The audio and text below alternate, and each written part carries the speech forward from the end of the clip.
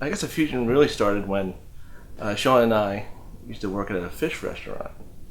And, you know, standing behind the line all the time, we would talk about music. And we found out that we both played instruments. We started playing in my room. Tangerine was the first song that we jammed on, and it was pretty bad. But we got a little bit better since then. Not much, but that's where it starts for me. Yeah, we kind of took it from there. We started writing some songs. We grabbed another person who worked at the restaurant as a guitarist, Joe Laudadio. We put an ad in the paper for a drummer. Jimmy Teodoro was who answered it. And we started out as the Root Mechanicals. That lasted about a year, a couple gigs.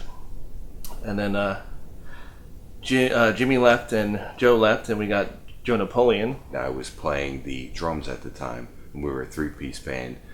At the time, it worked for a while, and then we found another excellent backup drummer that had turned out to be a forefront drummer. So I could follow my true passion. Pat and I were co-workers at a place. I think it was a laundry or an automat or something. And Pat had heard that I played drums, and I guess they were looking for a drummer because Joe wanted to switch to guitar. And Pat said he kind of talked me into jamming with the guys, and we all jammed at some other place. And it was a pretty good jam. And we brought Randy in 2001. It's been about 11 years of this current lineup.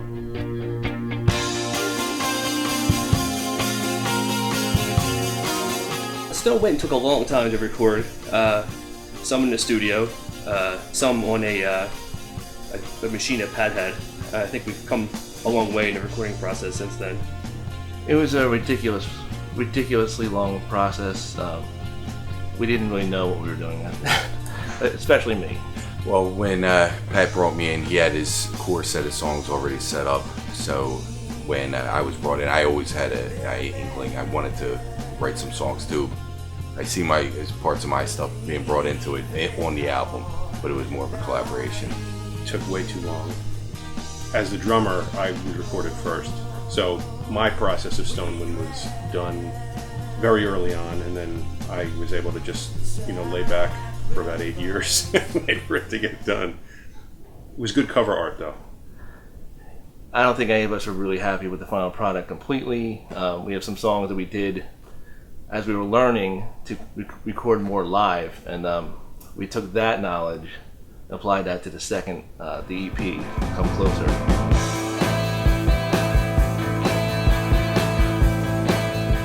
We wanted to get back in the studio and make something that was better. And the approach, I had a couple songs that I wrote fully and spread them out to everyone, play these parts.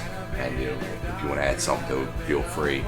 But it was a much more focused album the second time, and it was shorter, which also makes a difference. We went into a better studio and got better sound out of it, which was really important.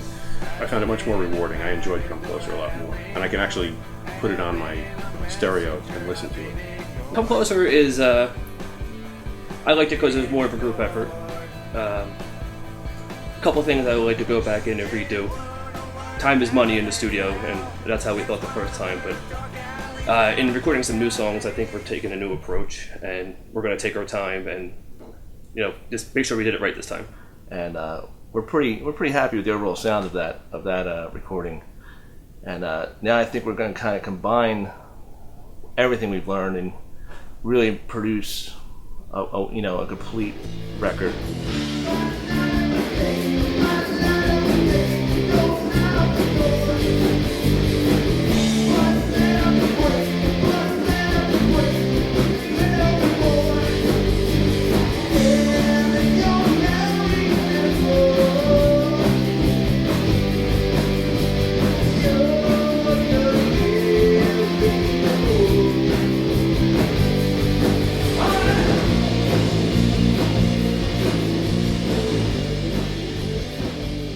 My favorite memory was really early when Randy had just joined the band, and we got this random call to play at the Hard Rock Cafe for this kind of a battle of the bands for around Christmas time. And yeah, I mean, we just, you know, we weren't that rehearsed with Randy, but I think some of that energy of that newness really shined through, and we won one of the rounds, and it was just a really good time. You know, a 2-week process of some really great memories. I think it was 2004. We had rehearsal at Joe's old place, and I just said, it's a Flyers playoff game. Let's go to the bar and scrap rehearsal. And Jeremy Roenick scored in overtime to eliminate the Maple Leafs. That is my all-time favorite memory of this band. And I think that put us in the conference finals, so that was pretty sweet. My favorite older memory was playing open mic nights. We did one at Doc Watson's, which I really liked. And we used to do a couple at Jocelyn's in media. Actually, every waking moment I have with my band is my favorite memory. Like this memory right now is my favorite memory. The last time we had practice was my favorite memory to that point, and so forth and so on back. Yeah, that would be my answer. This is what keeps us together. We normally have Keystone. Try to class it up a bit. The drinking helps us to Forget. yeah, to loosen up and Myriad failures as a band. Life in general. And life in general.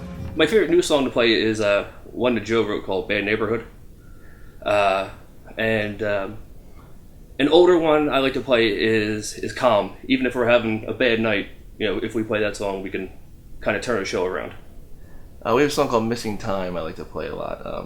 It has a few dynamics to it, and a nice long outro. I usually like those to kind of jam on. Dark Alleys, I love to play it. It's a fun song to play. I love to play Nothing Gets Done. I love to play Placebo. I'm Scared. It's not I'm Scared. The one that's E and C. Old one. That's, Calm? is it Calm? I don't know the chorus, I'm sorry. I'm a drummer. 'Cause I'm scared. I don't know. It's Calm. It's Calm. Calm is my favorite song to play. This is why we're not successful. We don't know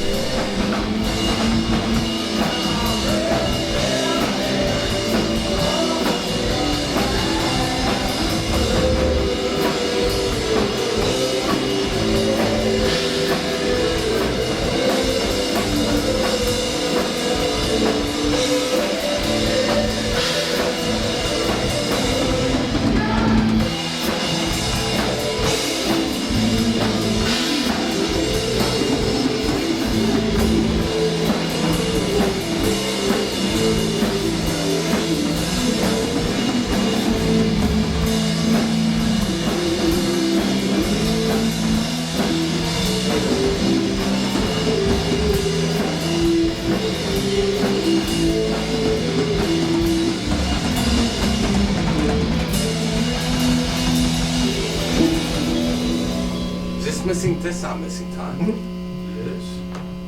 Joe, after years, Missing Time. how many songs do you not know? I don't listen to lyrics or titles. 4th song off of album number 2 by so and so band. Joe just wants to know one chord, and that's it. That's enough. The E is on the, Nobody has anything important to say ever. So it's all been said and all been done. Okay, Joe. I think Winston Churchill This said guy, that. Well, we set out to conquer the world. I really just hope to conquer Fishtown. I think we've made a dent in Fishtown. There's a few people that have come back. So you know, we start out with Fishtown. Maybe we go to some other town named after an animal, and then we kind of spread out from there. I guess if I had to say, I would like to hear one of my songs or one of our songs on the radio. I've never actually heard that. They've been on, I've missed them, or just wasn't around. It would be nice to have that experience. Well, I used to hope that we were going to make it big. For a couple years I thought we were going to, but now I'm just happy to play shows at Murph's in Fishtown. I need a song that we wrote to be played somewhere that could get my name on IMDb. and then I'm good.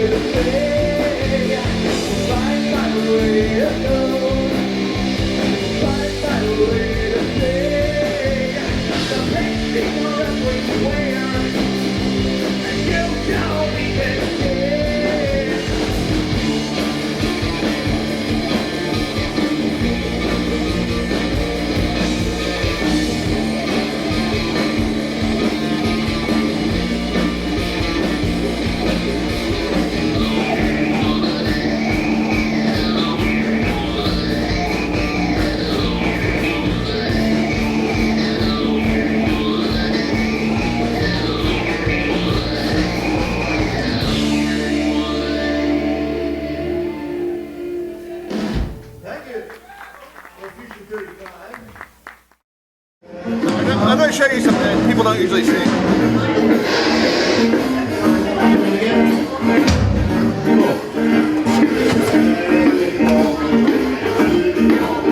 This is the green room. It's literally green. You know, pretty popular people, you know, famous people have played here. Dave Davies has played here. Mike Mills from R.E.M. But no matter how big you get, you still have to sit on the same couch. It doesn't matter. It's all for nothing. Couch. Joe Napoleon. They made me buy a beer. I got learn. Hey, let's hear it for Infusion 35. Oh, hi. And Dan, Ex Machina. It's my M&M. Are these guys still here? They were really good. All right, we're Milton and the Devil's It writes Party. itself. 10 years.